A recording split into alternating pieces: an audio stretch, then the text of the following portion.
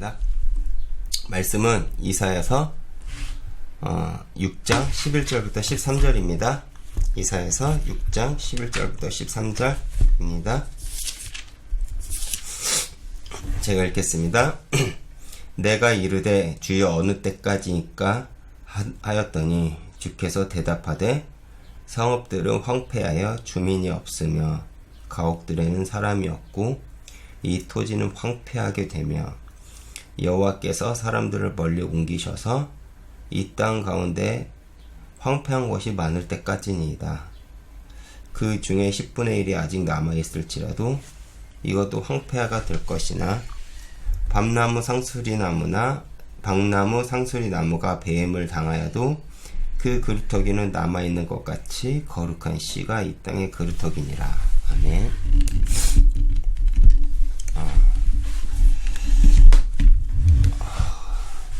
성경을 보면 하나님은 언제나 남은 자를 통해서 일하셨습니다. 이 남은 자 사상은 사실 하나님의 두 가지 속성과 깊은 관련이 있는데요. 그것이 무엇일까요? 어제 말한 대로 하나님의 공의적 속성과 사랑적 속성, 이 두 가지 속성과 남은 자 사상은 깊은 관련들이 있습니다. 하나님의 공의적 측면으로는 우리의 죄는 당연히 심판을 받아야 됩니다. 그래서 이사야 6장에 이사야 선지자가 하나님께 죄를 범한 이스라엘이 언제까지 이 심판을 받아야 됩니까? 라는 질문 앞에 하나님은 뭐라고 하시냐면 너희가 보고 붙잡았던 그 모든 것이 황폐해질 때까지 라고 하나님은 이제 말씀하십니다. 그런데 왜 그러냐면 하나님 앞에서 하나님의 그 공의 앞에서는 죄는 묵과할 수 없는 것이기 때문에 그렇습니다. 사실 우리가 신앙생활 하면서 쉽게 놓치는 부분들이 바로 이것입니다. 내가 예수를 믿는다는 이유로 우리가 쉽게 죄를 범할 때가 있습니다. 그것이 우리가 생각한 윤리 도덕의 차원을 넘어서 우리는 너무나도 쉽게 내 중심과 내 방법대로 하나님의 반대편에 우리가 때때로 설 때가 있습니다. 그런데 우리가 성경을 보면서 우리가 기억하는 것은 무엇이냐라고 하면 하나님은 우리의 죄를 용서해 주시면 그 방법이 죄를 넘어간다는 방법은 아닌 것 같습니다. 그래서 이사야는 끊임없이 그러한 이스라엘 향해 회개하라고 하는 것입니다. 왜 그렇죠? 하나님은 이 죄의 문제를 그냥 넘어가지 않기 때문에 그렇습니다. 그런데 하나님의 사랑은 그들, 다시 말해 이스라엘이 심판받아 멸망 가운데로 가게 하는 것이 아니라 그 가운데 그루터기, 곧 남은 자를 통해 다시 회복하실 것이라고 약속을 하시죠. 이것이 하나님의 사랑의 속성입니다. 하나님을 떠난 모든 인간은 죄인입니다. 그리고 우리가 그리고 우리가 구원을 받아 하나님의 은혜를 경험했음에도 우리의 속사람은 여전히 나 중심으로 살아가죠. 이것이 우리가 가지고 있는 한계입니다. 이러한 우리의 한계는 마태복음 16장의 베드로를 통해서도 우리는 확인할 수 있죠. 우리가 흔히 마태복음 16장을 생각하면 베드로의 고백을 이야기를 합니다. 맞습니다. 예수가 그리스도임을 고백하고 예수님은 베드로의 고백을 기쁘게 받아들입니다. 그리고 예수님은 처음으로 그 고백을 한 베드로에게 교회의 축복을 이제 주십니다. 그런데 바로 뒤이어 예수님은 자신이 십자가에 못 박힐 것이라고 이제 예언을 하죠. 그런데 인류 역사상 최고의 믿음의 고백을 하고, 그리고 그 고백을 통해 처음으로 교회라는 단어가 나오고 교회 축복을 받은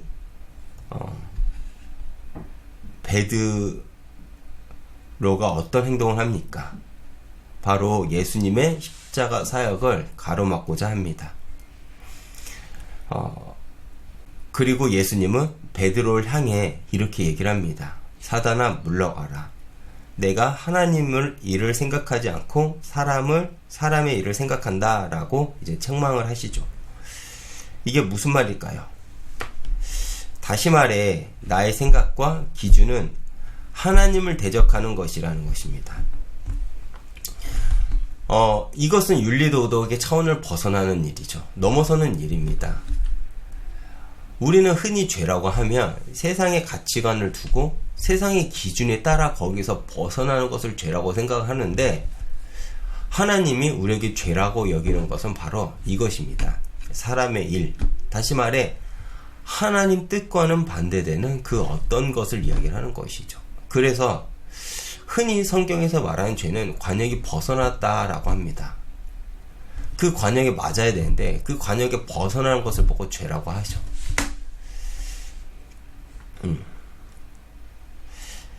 더 나아가 당장 은혜를 받았다고 해서 내 속사람이 완전히 변한 것이 아니라는 것입니다.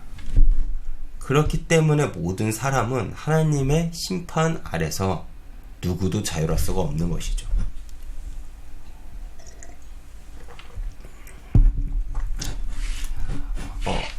누가 더 믿음이 좋고 누가 더 믿음이 안 좋고 이런 문제를 말하는 것이 아니라는 것입니다. 말할 수 있다는 것이 아니라는 것입니다. 이런 한계를 가진 우리지만 그럼에도 하나님은 은혜로 남은 자들을 통해 하나님의 구원을 여전히 일하고 계신다는 사실을 잊지 않았으면 좋겠습니다. 그 증거가 무엇입니까? 심판받을 수밖에 없는 우리에게 그리스도를 보내주시고 이제 그리스도를 영접함으로 이제 구원의 길을 열어주셨습니다. 어떻게요? 시대마다 하나님이 남겨두신 그 남은 자를 통해 우리에게 이 복음이 흘러왔습니다. 그리고 우리는 그분들이 전하는 복음을 듣고 혹은 만남으로써 정말 우리는 구원을 받았죠. 그리고 오늘날 이 시대는 영적으로 병들고 황폐해졌습니다. 우리의 눈으로는 밤나무 상수리 나무가 배임을 당하듯 오늘날 교회는 예배가 무너지고 교회와 성도들이 조롱받는 시대가 되었죠. 그러면 지금 은혜에 반응하는 우리는 이 황폐한 시대에 남은 자들로 하나님이 또 부르셨습니다. 그렇다면 우리에게 맡겨진 사명은 무엇일까요? 바로 내가 있는 자리에서 하나님의 구원의 사역을 이루어가는 것입니다. 각기 복음을 증거하는 모습은 다르겠지만 그것이 하나님이 우리를 남겨두신 자로 부르신 이유입니다. 여러분들은 남은 자 하면 어떤 생각이 드십니까? 후대들만 생각나십니까? 혹시 어린 내 자녀들?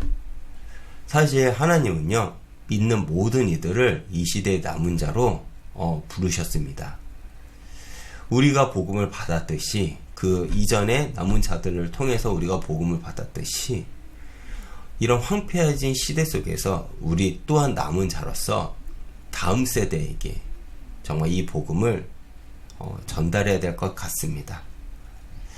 오늘 또 내가 있는 현장에서 그루터기 곧 남은 자로 부르신 하나님에게 내가 끊임없이 반응하며 내가 있는 자리에서 하나님의 구원의 사역을 이어가는 하루가 되시길 바라겠습니다.